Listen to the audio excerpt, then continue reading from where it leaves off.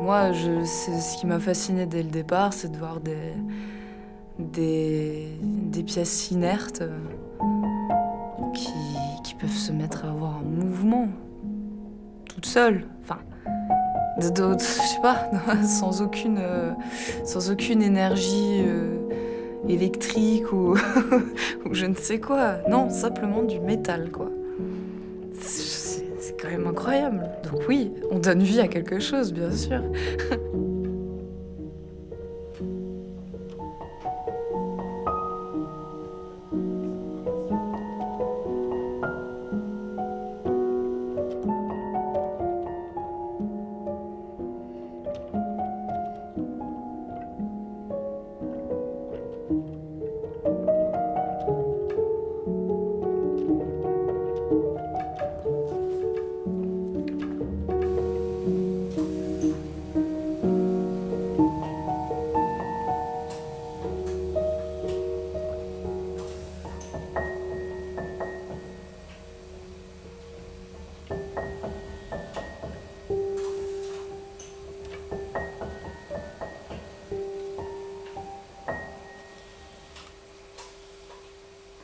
Les pièces sont très très petites, hein. Quand on roule un axe de balancier, faut savoir quand même que le pivot de l'axe de balancier, c'est un cheveu. Parce qu'un cheveu c'est entre 6 et 9, hein. Donc nous, on roule des pivots on a 6, 7 et 8. Donc, vous voyez, on roule un cheveu, quoi. Donc, c'est pas évident. Donc, voilà, c'est vite blessé, c'est vite plié. Donc, il faut être calme et puis rien lâcher. Faut être teigneux, en gros. Il faut être teigneux parce que si on lâche, on s'énerve et puis c'est fini, on fera jamais la pièce, quoi. C'est beaucoup de travail pour arriver à une toute petite chose et la satisfaction, elle est là. Est-ce que j'ai tout fait pour arriver à mon résultat? Et puis la pièce, elle est là. Après on peut toujours l'améliorer, hein. Mais le début, c'est ça, quoi. C'est comme... on va dire comme un accouchement, mais on a tout fait pour arriver à une chose, et puis tiens, qu'est-ce qu'on a au bout? Voilà. Ah, ben, elle est belle, ça va.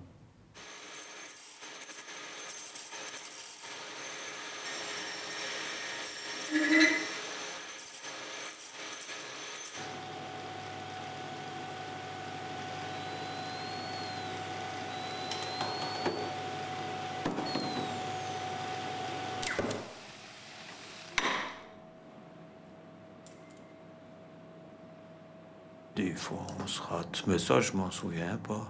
On recommence.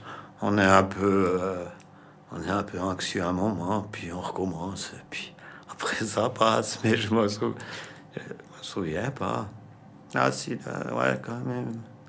Ah ouais, la dernière fois, j'ai quand même beaucoup. Ouais, maintenant, c'est plutôt quand on fonce dans les machines. C'est plutôt les collisions. Et là, justement, ça me revient. La dernière collision, c'était... ouais. On en rit après coup. C'était une belle pièce, et puis c'était bien. Et puis j'ai voulu changer vite un petit truc pour que ce soit mieux. Et puis... et bon. Voilà, c'était tout plat. Elle était toute plate, la pauvre pièce.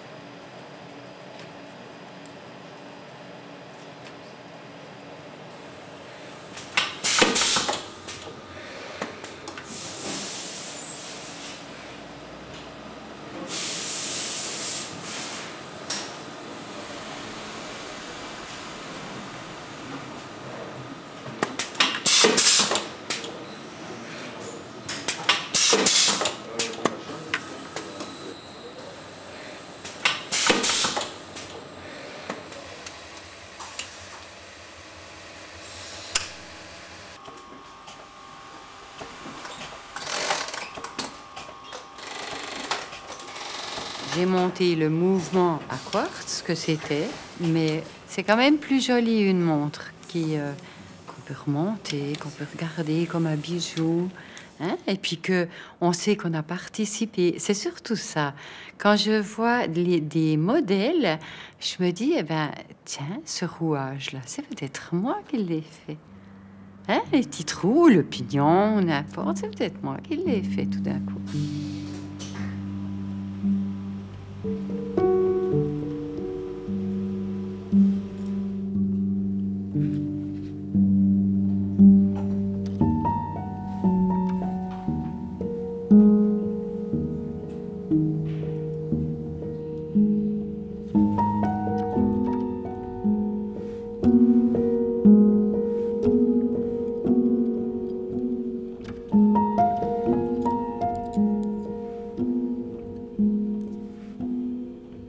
C'est quelque chose c'est un puits sans fond, quoi. L'horlogerie, c'est un puits sans fond. Quand on regarde une montre comme ça, on peut avoir l'impression que c'est tout petit, que c'est minuscule.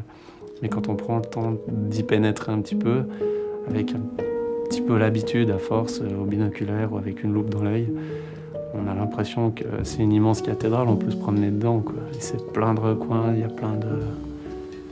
C'est un dédale, hein. C'est un vrai dédale, quoi. On a l'impression des fois d'être un petit insecte et puis de se promener à l'intérieur.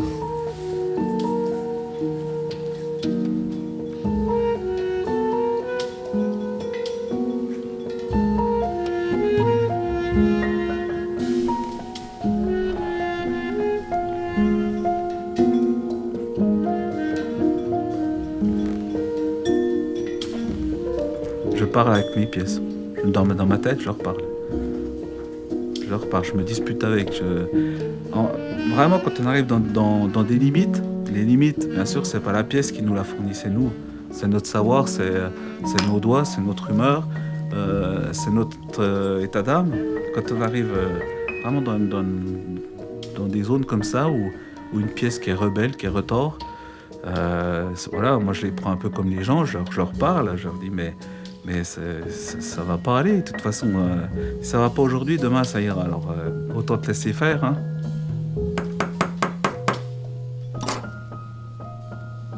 Elle m'écoute toujours, elles deviennent dociles. Mais en fait, je me dis, une fois que j'ai gagné, bien sûr, la plupart du temps, je me dis, de toute façon, c'est pas un morceau de fer qui va m'attraper. Hein.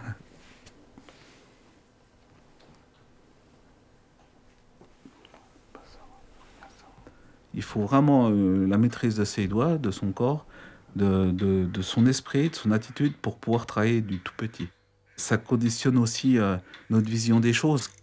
On doit être perfectionniste. Ça, c'est un trait de caractère. Et je vous dis, franchement, dans la vie courante, on devient chiant. On voit toujours le petit point noir qui traîne, la petite chose qui n'est pas d'équerre, le tableau qui est comme ça.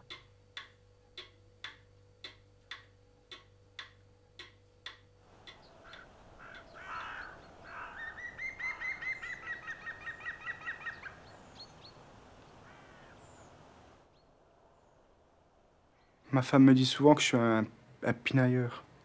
Elle comprend pas vraiment ce que je fais, alors je parle très peu.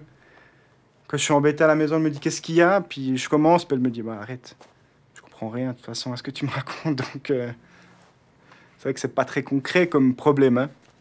Elle travaille à l'hôpital, alors elle a des problèmes concrets. Elle est aide-soignante. Moi mes problèmes c'est des mâles ronds sur des diamètres ou j'ai des mus qui varient. Ça lui parle pas. Ça parle pas à beaucoup de monde.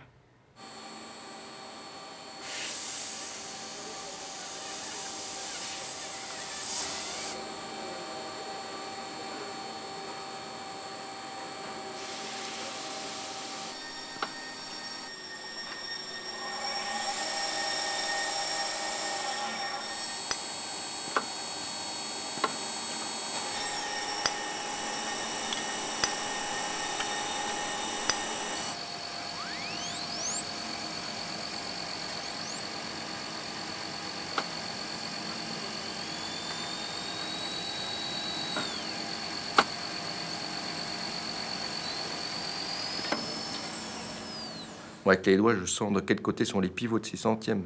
Le toucher, il est hyper important. Moi, c'est tout au toucher, beaucoup. La bavure. Après, il y a les yeux pour regarder, mais moi, quand mes collègues me passent une pièce, ils croient que je l'ai perdue. Maintenant, elle est entre mes doigts, je la fais rouler. Toc, je vous la mets. Et ça, ça s'apprend, ça. Et ça se fait pas tout seul. On caresse le mu tous les jours, quoi. Enfin, on essaie.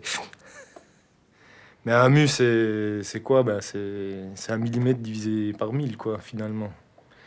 Donc on prend 1 millimètre sur une règle, et puis on s'imagine qu'on le divise encore par 1000. Ça vous donne un mu.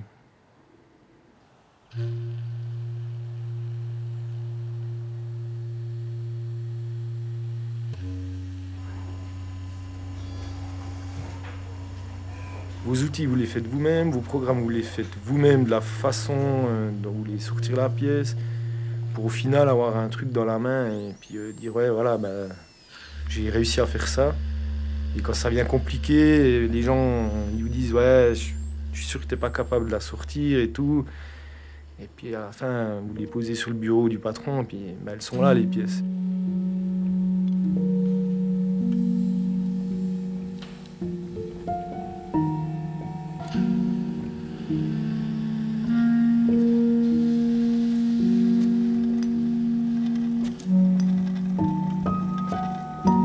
Il n'existe pas de tabelle ou de loi physique pour expliquer comment faire un axe de balancier avec un pivot de 8 centièmes.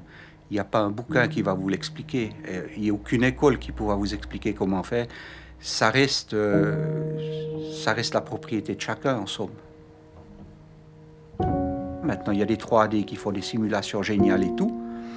Seulement, entre le crayon, c'est facile de marquer un mu au crayon, 0,001, c'est facile.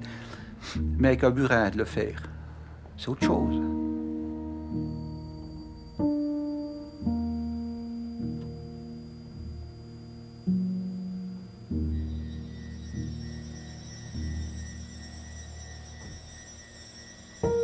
L'œil, l'oreille, la sensibilité dans les doigts, tout joue.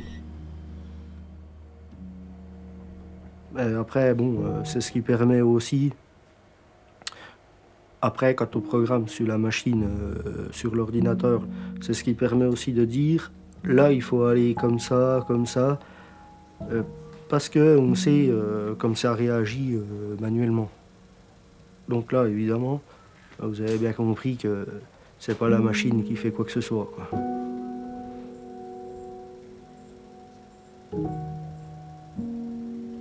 Ça va surtout être délicat.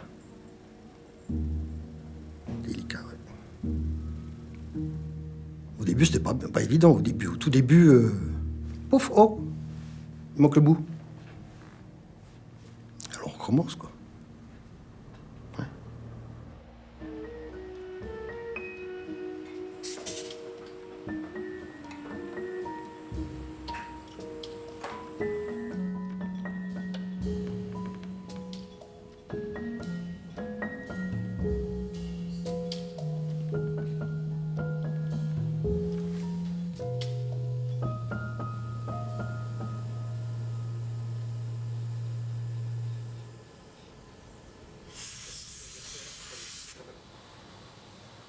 J'adore les réglages.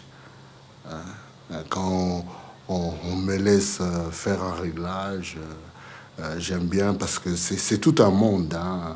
On les met en hauteur, on calcule leur longueur, quoi, les hauteurs des outils.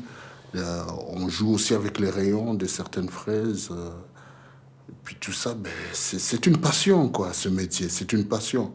Dès qu'on a réalisé, par exemple, les premiers tangentements, on sait maintenant à quelle hauteur on va jouer dans le Z. Faut jamais se tromper. Hein.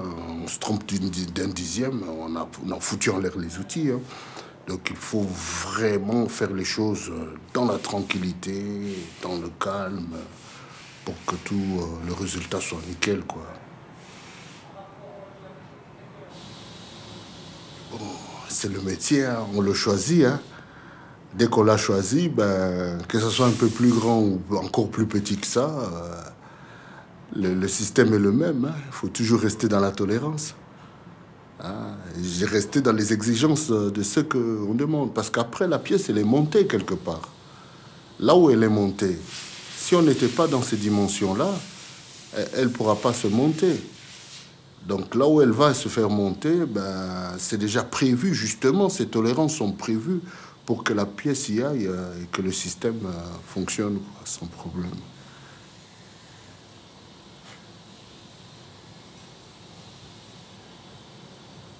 Les mauvaises expériences aussi dans le passé, ça a toujours aidé. Ça a toujours aidé pour toujours être meilleur. Et petit à petit, ben, cette quête, elle est devenue ma vie, hein, la quête de la perfection. Donc c'est là que je disais une fois aux copains, je lui ai dit avant, je vis dans l'obsession du centième.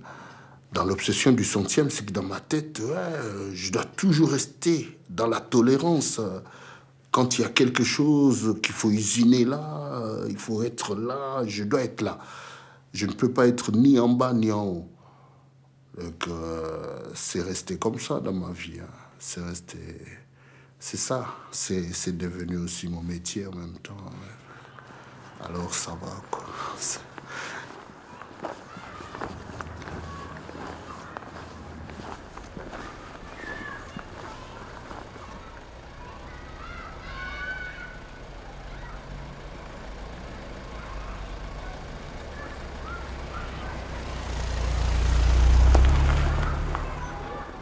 La première fois que j'ai vu une montre, j'ai vu mon papa travailler, c'était dans la maison de mon enfance. À l'âge de 6 ans, j'étais assise sur le rebord d'une fenêtre, je regardais mon papa travailler. Alors je me souviens qu'on remontait un ressort de barillet, il le remontait avec un petit outil, et puis moi je l'ai fait ça, je l'ai fait, il me le faisait faire. Je me souviens même des boîtes en carton dans lesquelles il livrait ses pièces, parce que mon papa travaillait dans l'entreprise et ensuite il travaillait à la maison. J'ai récupéré ces outils et puis c'est vrai que je travaille encore avec ces outils.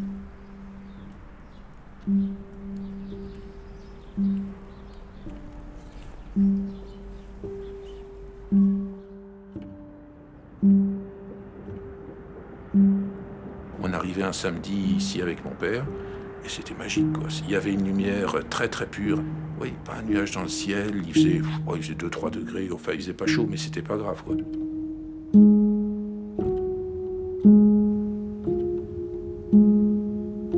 Une lumière d'horloger, c'est les ciels sans nuages qu'on a depuis l'automne jusqu'au printemps, si on peut dire, qui a une vivacité des couleurs et une netteté qui est assez extraordinaire, quoi. Ça veut dire que vous voyez tout, mais vous voyez trop. Parce que le problème dans nos métiers, c'est de savoir où s'arrêter. Et il y a des jours aussi où on arrive à faire des choses, puis d'autres on n'arrive pas. Et la lumière nous influence beaucoup, quoi.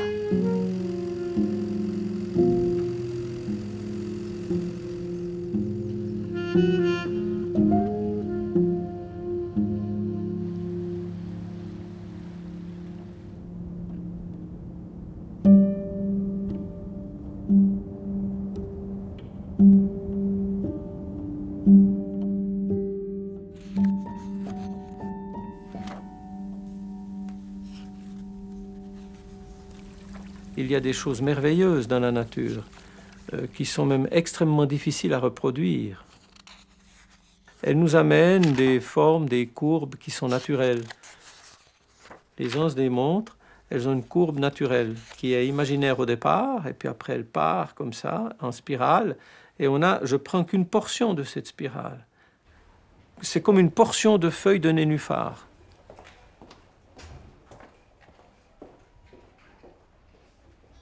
Le dessin, ce qui est intéressant, c'est que c'est un peu comme un scénario. On peut se dire, bah, tiens, aujourd'hui, je vais réfléchir sur les cornes. Comment je vais accrocher les cornes sur la carrure? Comment je vais rendre ma corne belle avec un reflet de lumière, comme ça. Après, quand on a ces dessins-là, qu'on commence à s'imaginer les volumes, on va mettre ça sur l'ordinateur. pour commencer à avoir un volume qu'on va faire avec des cires. Ça va nous permettre déjà d'être confrontés à la matière.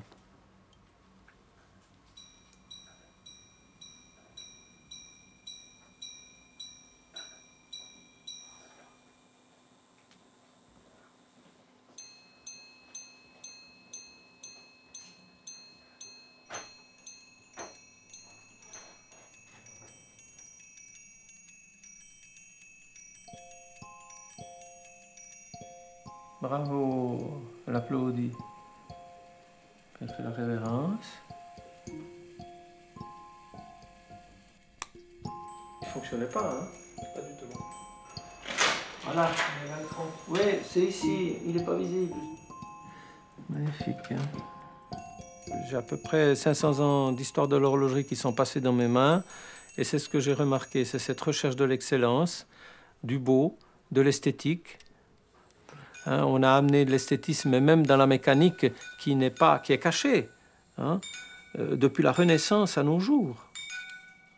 Ça, c'est une notion que j'ai découverte. La deuxième, qui pour moi est fondamentale, c'est le nombre d'or. C'est l'harmonie qu'il y a dans les chefs-d'œuvre, dans leurs proportions. Ça m'a permis de voir les choses différemment, hein, sous un autre angle.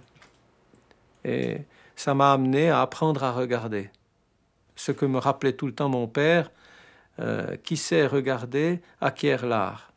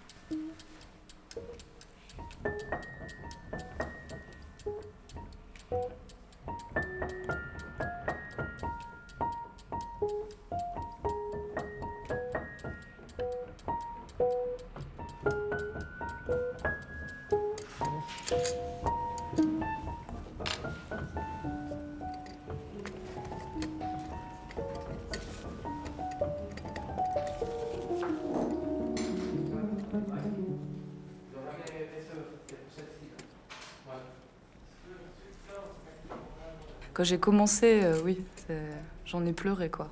Vraiment. Donc, voilà, ça a été très clair. Je me suis dit, il faut vraiment que je fasse ce métier.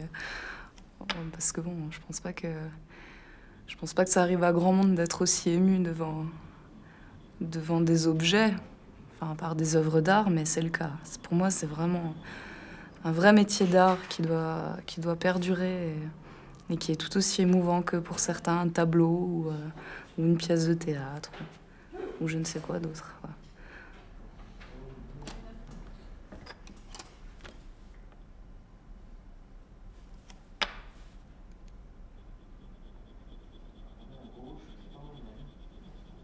Donc, encore, ce sera pas plus facile pour venir là après ici. Mais regardez voir de dessous.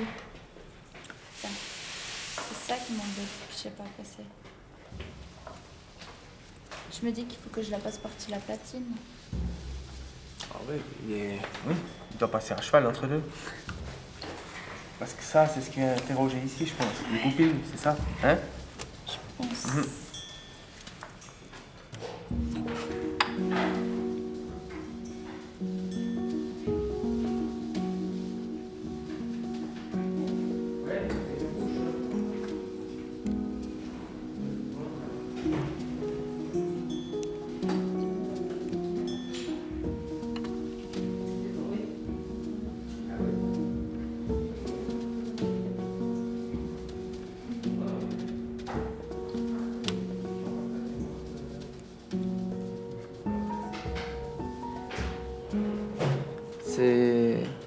C'est dur. On doit beaucoup limer. On lime beaucoup. On a les doigts en sang. C'est pas évident. Pour Pour moi, c'était encore plus difficile avec la langue, hein. Mais j'ai adoré. Et je suis fier d'être horloger.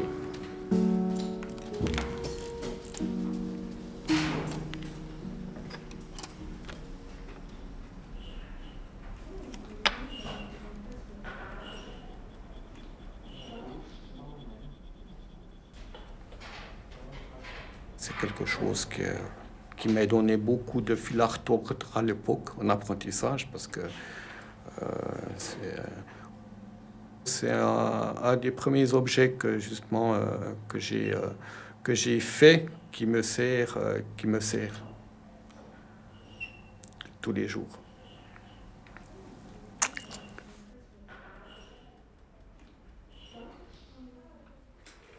Lui, quand je monte le tournevis, la vis, elle est contente. Et je me sers, je l'ai depuis l'école d'horlogerie, il a 40 ans. Voilà, ça c'est le mouvement. Le petit doigt ici, hein, les deux doigts sur la friction, on serre quelque chose. Là, moi, je peux vous mesurer mes pièces, je suis tranquille. Hein, je suis tranquille. Ouais, je pense que c'est notre outil préféré. Tout mon mécano, partout où il va, il l'a avec lui. Puis quand il part, ben, c'est comme mon papa, il n'a jamais voulu me donner le sien. Il l'a pris avec lui, alors qu'il était parti à la retraite. Non, je dis, file-le moi comme ça. Non, celui-là, à moi. Je pense qu'on le garde. Souvent, il y a notre nom et notre prénom derrière. On ne l'aura pas bien, mais sur la plaquette ici, il y a mon nom et mon prénom. Et ben, souvent, dans les brocantes, quand vous en trouvez, ben, c'est toujours des noms de personnes décédées.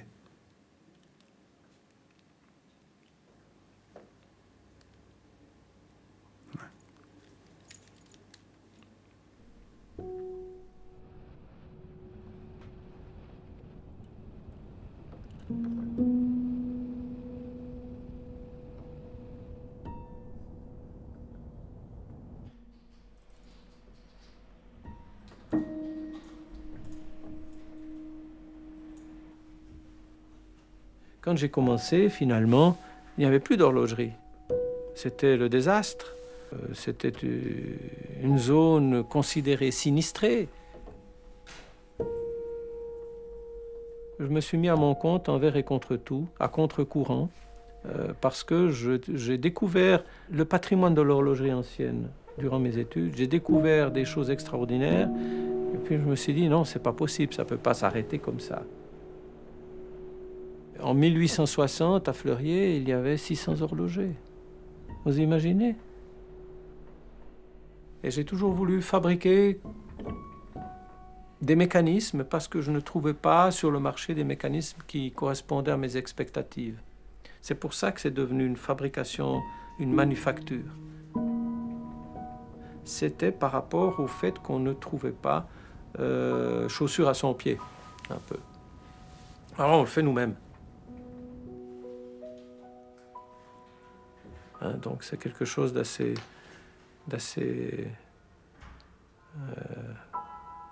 fort. Faut y croire, faut aimer pour résister.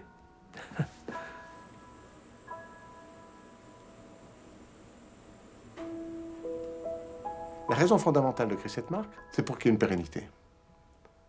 Parce que si vous ne créez pas de marque, il n'y a pas de pérennité. Le jour où le maître horloger fait ses montres pour lui tout seul, quand il s'arrête, ça s'arrête.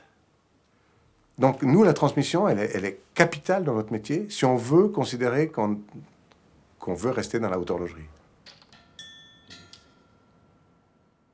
Il y a des matériaux que vous ne devez pas utiliser chez nous, parce qu'il n'y a plus de transmission. Si vous utilisez des matériaux de synthèse, la chimie, du sable, comme la céramique, il n'y a plus de transmission. C'est la machine qui le fait. La main d'homme n'a plus aucun effet sur le produit. Donc nous, il y a des produits qu'on ne veut pas utiliser. Si vous n'avez pas la notion de transmission dans un métier comme le nôtre, il ne faut pas le faire.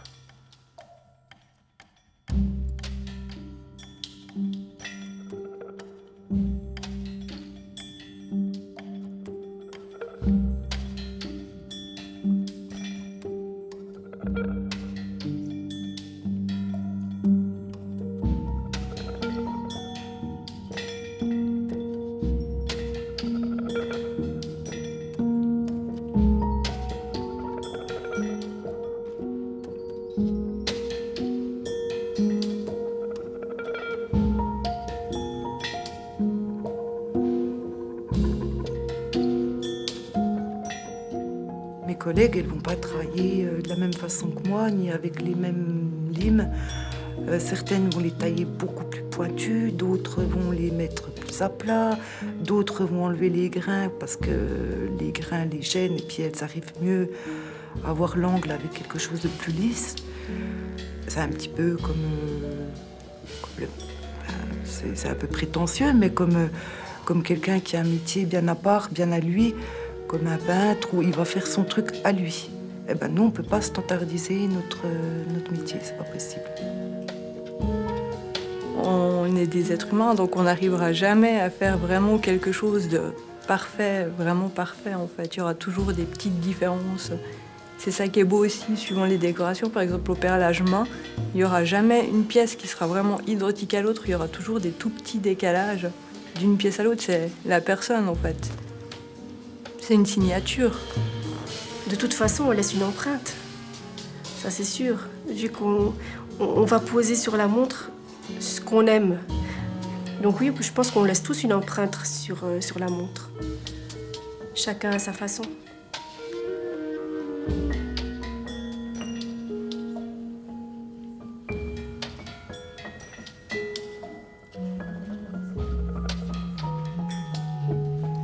Je pense qu'il faut être rigoureux, précis, mais il y a besoin de ce grain de folie qui fait que...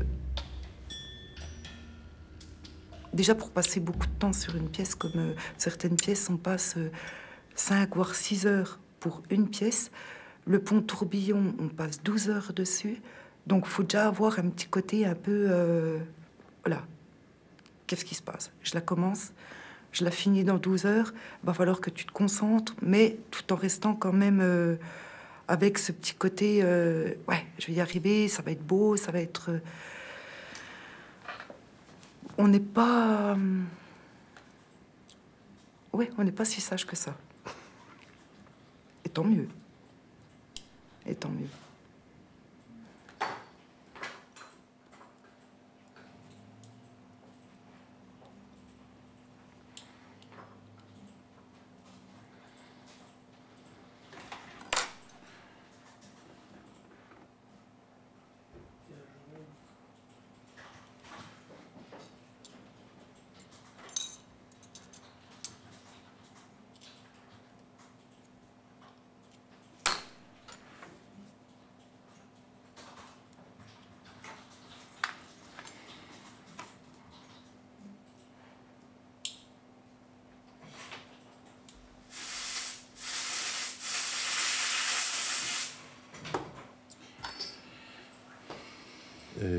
C'est un système de dates qui a déjà été fait, mais nous, on a voulu faire dans la démesure, faire une date immense, et en oubliant tout ce qui s'est fait. C'est-à-dire qu'on est parti page blanche, et on a inventé des systèmes. C'est pas une montre où il y a 700 pièces dedans, non. Une montre à complication, c'est plusieurs ensembles complètement autonomes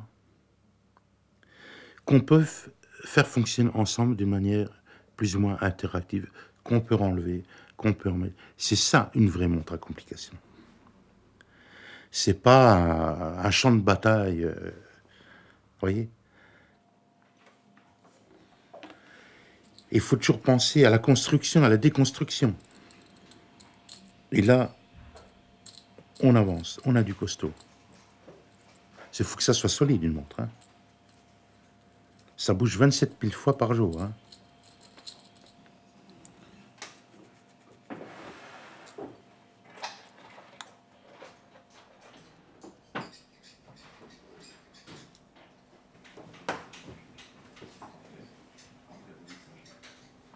On vient le matin, on sait des fois qu'on va démonter peut-être, je sais pas, peut-être 50 fois la pièce.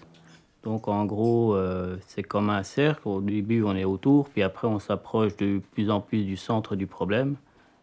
Je suis en permanence dedans, on va dire. C'est pas intéressant si c'est simple. c'est un métier où on aime bien rechercher la complexité quand même. On n'aime pas simplifier la vie forcément, quoi. Sinon, on ferait des montres simples à 2 aiguilles et puis voilà, simplement, quoi. Mais là, ça fait partie du jeu. Plus c'est compliqué, plus c'est intéressant, ça. C'est un chemin infini qu'on trouve, on voit pas le fin. Il aura toujours des choses nouvelles à sortir. Il y a des cadrans avec des aiguilles rétractiles, rétractiles, que je savais même pas que ça existait, j'ai jamais vu. J'étais complètement étonnée. Sûr que t'es allé assez loin? Toi, puis là, ça n'a pas accroché, ça l'a pas pris, là. Hein? C'est chiant. C'est là où il n'a pas assez de patates pour passer, il doit rester bloqué.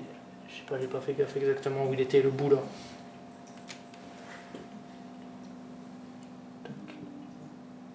Alors là, on monte.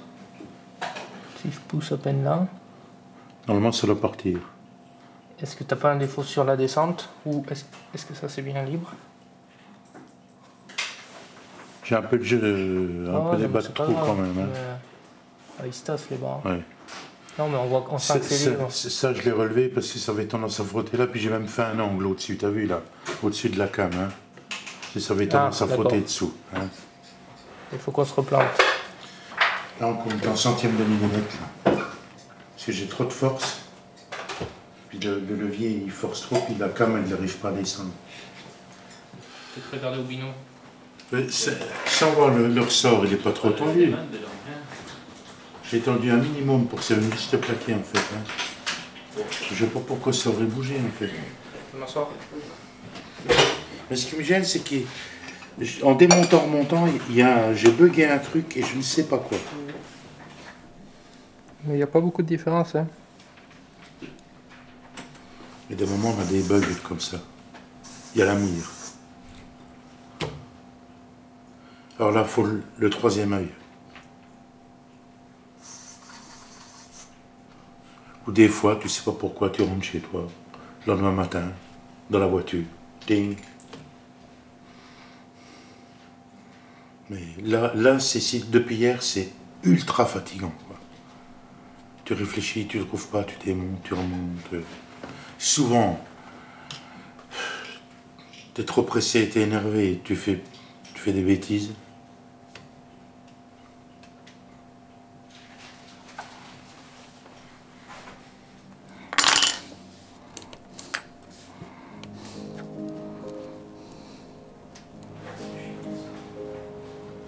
C'est entre la vis et la pied.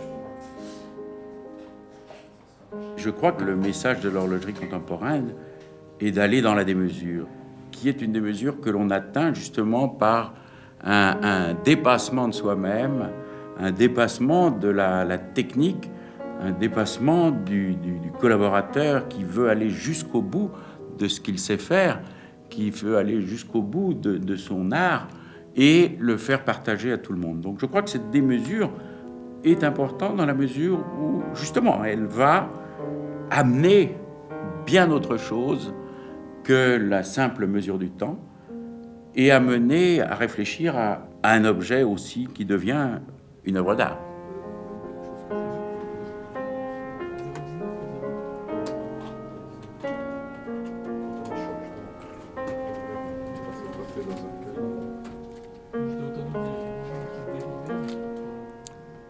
Je pense que c'est la montre, le mouvement mécanique en tout cas, ça s'approche d'un rêve d'un gosse, je dirais.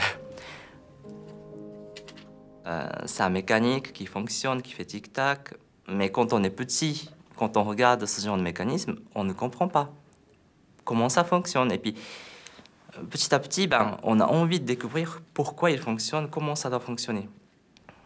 Je suis venu en Suisse pour ça, hein. Je dirais que quand je suis parti du Japon, c'était vraiment pour pour apprendre l'horlogerie. Je ne veux pas parler là-dedans de tout ce qui est de l'engrenage, de spirale, enfin... Mais comment dire ça?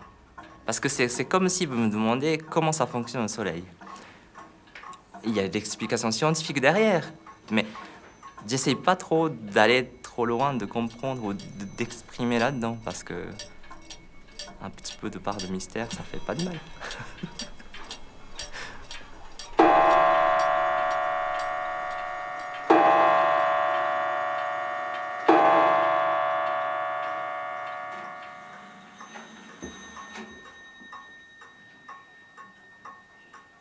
Tout ce qui est chaîne cinématique de l'engrenage et tout ça, ben, comme ça tourne, on a quand même similarité par rapport à comment ça peut tourner les planètes autour du Soleil. Et quand je dis l'univers, c'est pas que l'espace et les planètes, aussi ça peut aller jusqu'à les êtres humains. Donc le spirale, enfin le balancier qui se bat, enfin qui va comme ça ressemble aussi au cœur des êtres humains qui bat. Donc c'est l'ensemble. Je sais pas si j'arrive à m'exprimer là-dessus, mais voilà.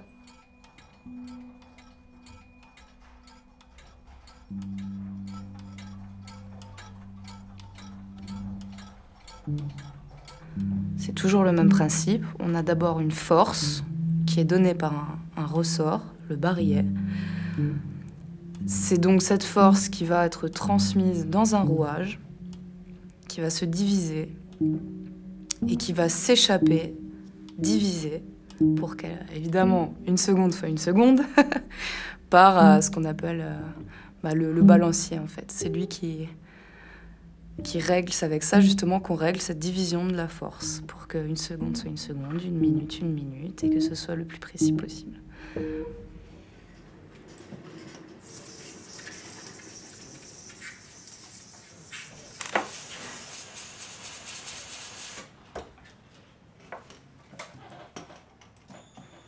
On peut dire que chaque mouvement est différent. C'est chaque fois autre chose. Et je crois qu'avec le réglage, ce qui est passionnant, c'est qu'on apprend tous les jours quelque chose. Quelque chose de nouveau arrive. Et puis tous les jours, on apprend quelque chose. C'est comme un être vivant. Hein. Ouais, c'est un peu ça, on peut dire. C'est comme un être vivant, quoi. C'est un cœur qui bat, qu'il faut maintenir en vie, en forme. C'est un peu ça. L'âme de l'horloge, elle est toujours la seconde. C'est clic-clac, clic-clac, clic-clac, clic-clac, et ça sera toujours clic-clac, clic-clac, clic-clac. Même si on ajoute d'autres composantes ou d'autres fonctions, il y aura toujours le cœur, ce fameux cœur qui a le balancier spirale que je travaille, qui restera éternellement.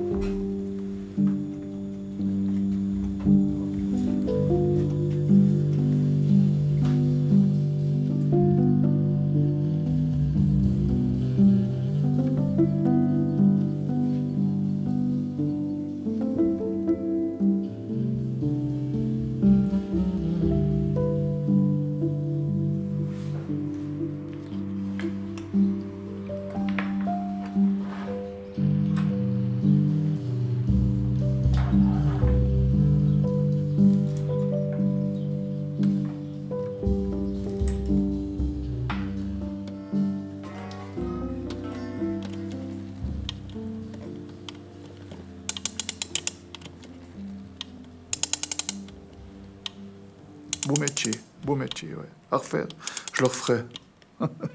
Ah ouais. Ouais, c'est bien. Ouais. La mécanique, c'est beau, c'est vrai. C'est un truc, une fois que vous l'avez fait, il reste, hein.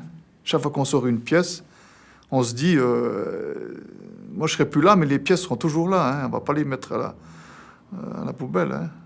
C'est quelque chose qui est valorisant pour celui qui les fait.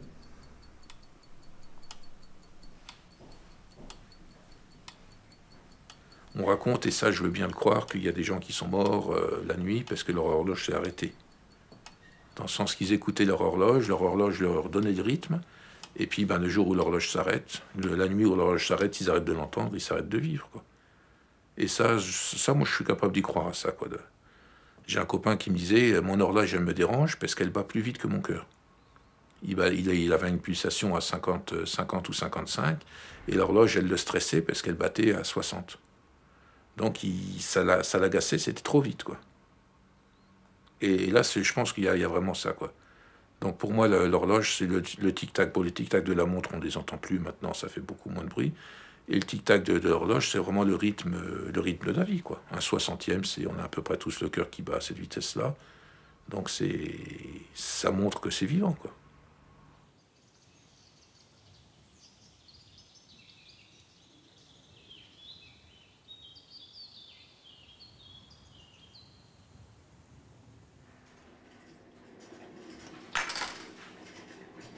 On voit, et puis on voit les rebonds qui se passent. On voit le rebond du disque Voilà. qui fait en avant, en arrière. Hein. En fait, il y a le temps que on a mesuré le temps que le marteau il tombe.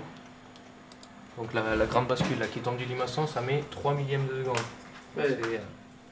C'est un lacet qui est laminé. À niveau précision. Voilà, puis après on ajuste la longueur, c'est tout. Si vous voulez, le temps qu'on monte de là à là, l'affichage il n'a pas bougé. C'est un peu comme ça existait ces heures sautantes avec 2 étoiles qu'aimerait une à l'autre. C'est ce principe-là en fait. On comble le jeu d'engrenage et après c'est le premier sautoir qu'on a armé qui vient redonner l'énergie au second. Et ça reste une bête à chagrin. On a tout verrouillé. Ben, c'est bon. Ça se fait pas trop mal. Mais c'est vraiment du pièce à pièce. Hein. Oui.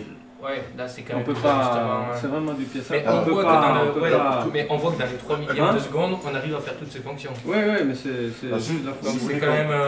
Il faut s'imaginer. Là, je vous dis, là, on a presque la preuve, parce que je suis en train de monter une au propre. Pour l'instant, j'ai pas de soucis, ça fonctionne. Ouais. Bon. On a tâtonné, machin, et j'arrive le lundi, je fais sauter mes disques. Yes, sous l'établi, je me fais tout seul. Yes, c'est bon, je leur dis rien. Je monte tout nickel, je pose le cadran, les aiguilles, je monte tout dans la boîte et tout. J'essaye, tac, tac, tac, tac, je fais les corrections. Nickel. Il y avait encore deux, trois petites stabilités à assurer. Je me dis, c'est bon. J'appelle mon directeur, je dis, fier comme un pan. Tiens, voilà l'ouvrage. Il la prend, il appuie, là, 2 coups, il a tout mis en vrac. Je suis parti. Je voulais changer de métier. J'avais le moral d'un thon rouge dans un frigo de japonais. J'étais à peu près comme ça. Je te jure, je suis parti en ville, je suis allé boire des cafés pour me remettre.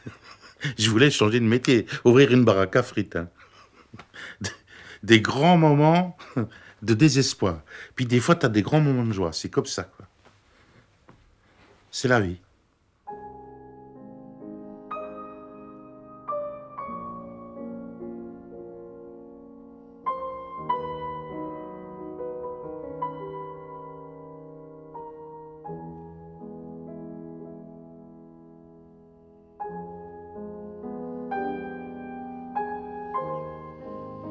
Repousser les limites, réinventer des choses et se dire qu'on travaille avec des choses qui sont des éléments finis, j'entends, que ce soit des métaux, que ce soit le sol, que ce soit des plantes, que ce soit des hommes. Ce sont des choses qui ne sont pas éternelles et il faut pouvoir, pour finir, en faire quelque chose, et les valoriser, savoir les valoriser, savoir aller plus loin et vraiment faire quelque chose d'original avec cette boîte à outils que nous avons reçue en naissant.